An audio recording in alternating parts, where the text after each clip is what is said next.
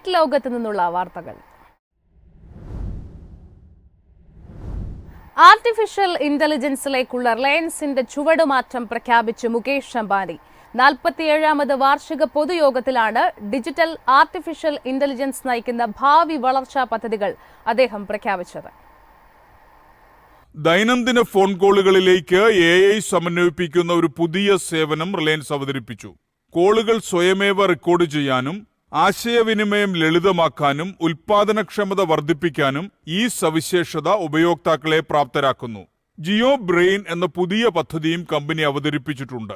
ഇത് റിലയൻസിന്റെ ബിസിനസ്സുകളിൽ ഉടനീളം ഉപഭോക്തൃ സ്ഥിതിവിവര കണക്കുകൾ മെച്ചപ്പെടുത്തും.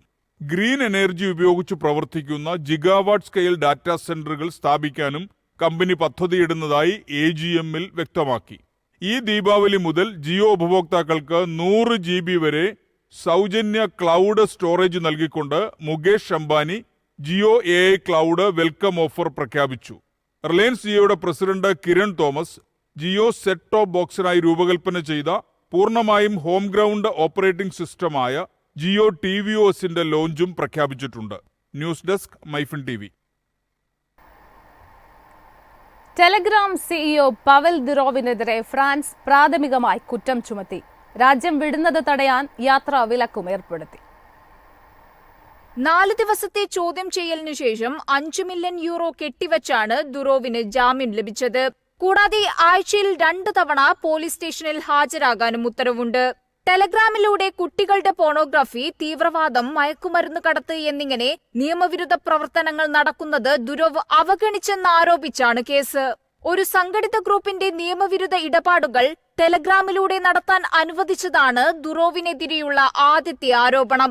10 വർഷം തടവും 5 ലക്ഷം യൂറോ പിഴയും ലഭിക്കാവുന്ന കുറ്റമാണിത്.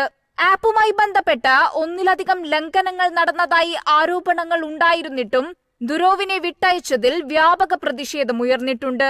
നിയമപ്രകാരം ആവശ്യപ്പെടുമ്പോൾ പോലും അന്വേഷണ ഉദ്യോഗസ്ഥർക്ക് വിവരങ്ങൾ നൽകാൻ ടെലഗ്രാം വിസമ്മതിച്ചതായും പോലീസ് ആരോപിച്ചു. അതേസമയം ദുറോവിന്റെ അറസ്റ്റിൽ അന്താരാഷ്ട്ര തലത്തിൽ ചർച്ചകൾക്കും പ്രതികരണങ്ങൾക്കും വഴിതെളിച്ചു.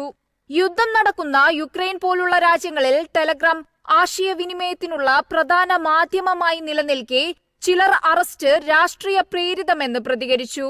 എന്നാൽ ഇറാൻ നേതാവ് ആയത്തുൽ അലി ഖമേനി ഇന്റർനെറ്റിന്റെ കർശനമായ നിയന്ത്രണത്തിൽ ഫ്രാൻസിനെ പ്രശംസിച്ചു. അതേസമയം ദുറോവിന്റെ അറസ്റ്റ് സ്വതന്ത്ര അന്വേഷണത്തിന്റെ ഭാഗമാണെന്നും രാഷ്ട്രീയ പ്രേരിതമല്ലെന്നും ഫ്രഞ്ച് പ്രസിഡന്റ് ഇമ്മാനുവൽ മാക്രോൺ വ്യക്തമാക്കിയപ്പോൾ യൂറോപ്യൻ യൂണിയൻ നിയമങ്ങൾ പാലിക്കുന്നുണ്ടെന്നും അതിന്റെ മോഡറേഷൻ രീതികൾ തുടർച്ചയായി മെച്ചപ്പെടുത്തുന്നുണ്ടെന്നും ടെലഗ്രാമും പ്രതികരിച്ചു. News desk MyFin TV. UPSC പരീക്ഷകൾക്ക് ഇനി ആധാർ വെരിഫിക്കേഷൻ. ഇത് സംബന്ധിച്ച വിജ്ഞാപനം പേഴ്സണൽ മന്ത്രാലയം പുറത്തിറക്കി. ഉദ്യോഗാർത്ഥികളുടെ ഐഡന്റിറ്റികൾ സ്വമേധയാ പരിശോധിക്കുന്നതിന് ആധാർ അടിസ്ഥാനമാക്കിയുള്ള വെരിഫിക്കേഷൻ നടപ്പിലാക്കാൻ യൂണിയൻ പബ്ലിക് സർവീസ് കമ്മീഷനെ കേന്ദ്രം അനുവദിച്ചു. രജിസ്ട്രേഷൻ സമയത്തും പരീക്ഷകളുടെയും റിക്രൂട്ട്മെന്റിന്റെയും വിവിധ ഘട്ടങ്ങളിലും ഈ പുതിയ നടപടി ബാധകമായിരിക്കും. പരീക്ഷാ പ്രക്രിയയുടെ സമഗ്രത വർദ്ധിപ്പിക്കാൻ ലക്ഷ്യമിട്ടുള്ളതാണ് നടപടി. UPSCക്ക് അതിന്റെ 1 ടൈം രജിസ്ട്രേഷൻ പോർട്ടലിലും റിക്രൂട്ട്മെന്റ് പ്രക്രിയയിലുടനീളം ഐഡന്റിറ്റി വെരിഫിക്കേഷനായി ആധാറിന്റെ അല്ലെങ്കിൽ eKYC സൗകര്യങ്ങൾ ഉപയോഗിക്കാൻ കഴിയും. ആധാർ സംവിധാനം നിയന്ത്രിക്കുന്ന unique identification authority of India പുറപ്പെടുവിച്ച നിയമത്തിന്റെയും ചട്ടങ്ങളുടെയും നിർദ്ദേശങ്ങളുടെയും പ്രസക്തമായ എല്ലാ വ്യവസ്ഥകളും UPSC ഇനി പാലിക്കേണ്ടതുണ്ട്. തിരിച്ചറിയൽ തട്ടിപ്പ് തടയാനും യോഗ്യരായ ഉദ്യോഗാർത്ഥികൾ മാത്രമേ പരീക്ഷകളിൽ പങ്കെടുക്കുന്നുള്ളൂ എന്നുറപ്പാക്കാനും ലക്ഷ്യമിട്ടുള്ളതാണ് UPSCയുടെ തീരുമാനം. News desk MyFin TV. എക്സിൽ വീഡിയോ കോൺഫറൻസിംഗ് ടൂളുകൾ ഉടൻ വരുമെന്ന് Elon Musk. Google Meet, Zoom, Microsoft തുടങ്ങിയ പ്ലാറ്റ്ഫോമുകളെക്കാളും മികച്ച ഫീച്ചറുകൾ കൊണ്ടുവരാനാണ് മസ്കിന്റെ ലക്ഷ്യം. കമ്പനി ഇതിനകം തന്നെ ഈ വീഡിയോ കോൺഫറൻസിംഗ് ടൂളുകൾ പരീക്ഷിച്ചിട്ടുണ്ടെന്നും അതിന്റെ പ്രവർത്തനം വിജയകരമാണെന്നും എക്സ് ജീവനക്കാരനായ ക്രിസ് പാർക്ക് വ്യക്തമാക്കി. ഗൂഗിൾ ഹാങ് ഔട്ടുകൾ, സൂം, മൈക്രോസോഫ്റ്റ് തുടങ്ങിയ നിലവിലുള്ള പ്ലാറ്റ്ഫോമുകൾക്കെതിരെ ശക്തമായ ബദലായി എക്സ് വീഡിയോ കോൺഫറൻസിംഗ് മാറുമെന്നും പാർക്കർ പ്രതികരിച്ചു.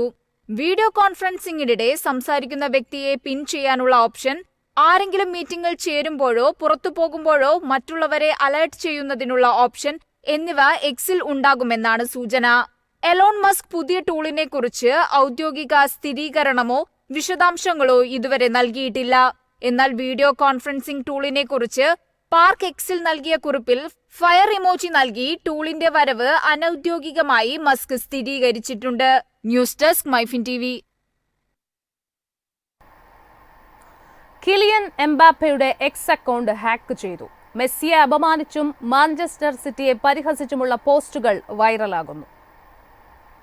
കിലിയൻ എംബാപ്പയുടെ X account crypto currency promote ചെയ്യാൻ തുടങ്ങിയപ്പോഴാണ് അക്കൗണ്ട് ഹാക്കായ വിവരം ലോകമറിഞ്ഞത്.